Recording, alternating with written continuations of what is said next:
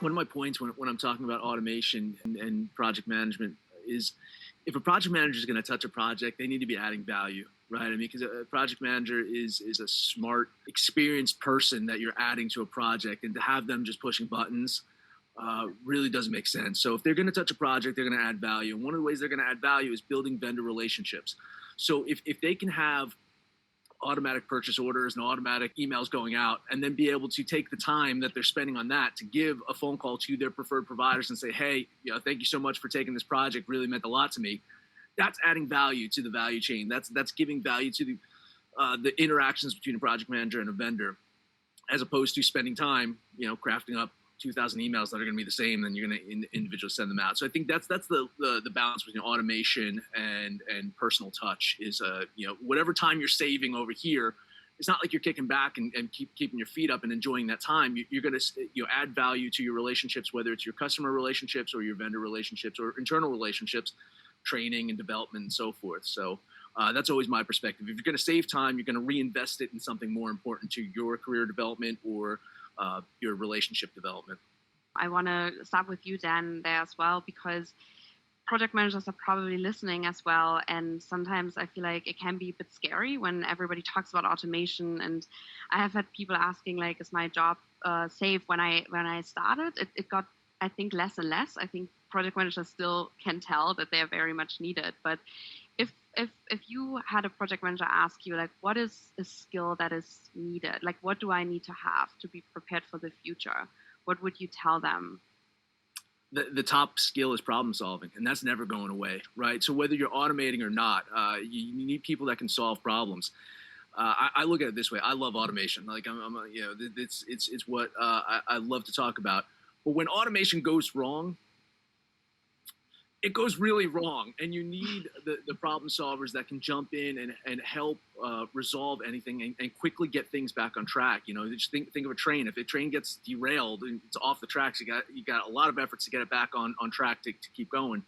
So anyone that is quick to understand the challenges associated with technology, that can pick up quick on how things work. I always preach understand the why behind things, right? If you can, you don't need to know, here's a list of things I need you to do. Here's the why behind it. People that can latch onto that and be true problem solvers and add value to these projects, communication is going to be key, because again, that time that you're not pushing buttons, you should be building relationships between all those great stakeholders within the organization. But yeah, no matter what the technology is, no matter what the job description is, if you're a good problem solver, you're going to have a long-lasting career in this industry or any industry, really. When you hear AI, do you get excited or do you roll your eyes? What's your take on it?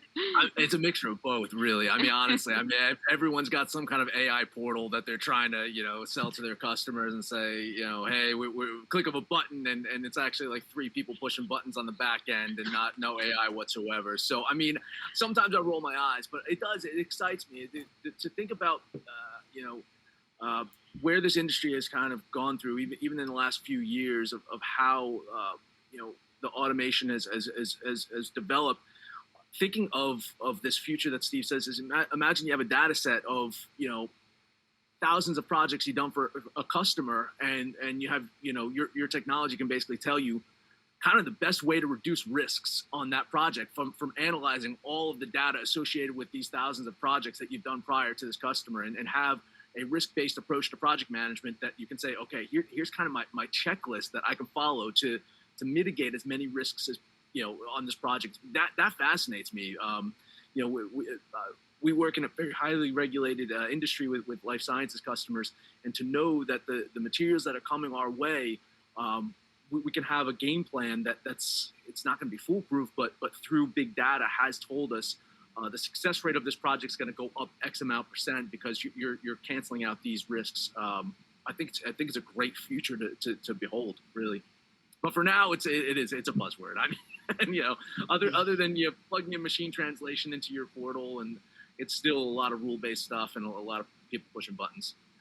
I'll ask you that same question. I know that you're very detailed about which projects can be automated. So what's your take on that?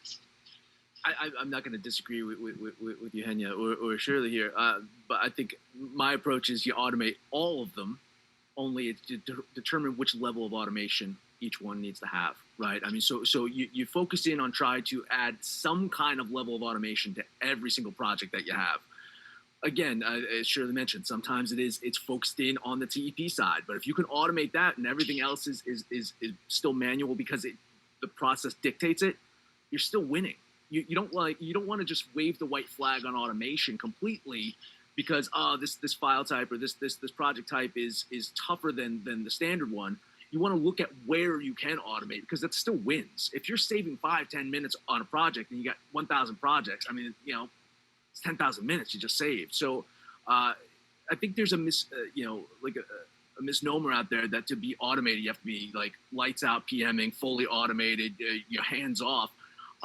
You're going to see less and less of those and more of those small wins here.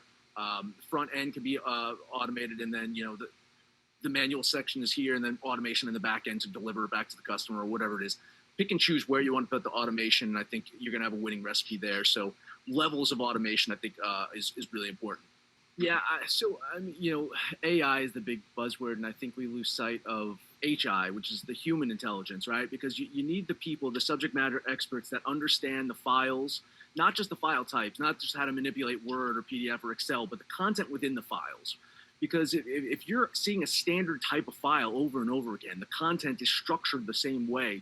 You can make decisions on AI from the on automation from the get-go because you know that this file is going to be formatted a certain way, and you can put rules in place to handle those files, right?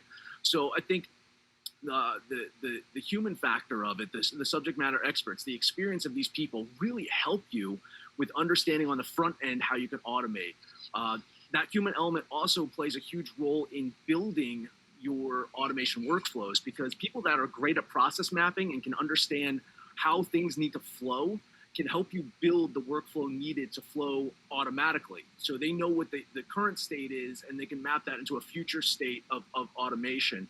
And then the last point, and I'll hand it over to Steve after that, is I think Eugenio was talking about this, was the cultural, the emotional intelligence portion of it, right? The ability to understand that this customer hates being emailed things. I gotta call this customer because they don't want to see another email from me. They want me to call them and say, hey, I'm about to send you your project, just so you know. So you need breakpoints in your automation that stop certain things based off of your understanding of your customer's needs.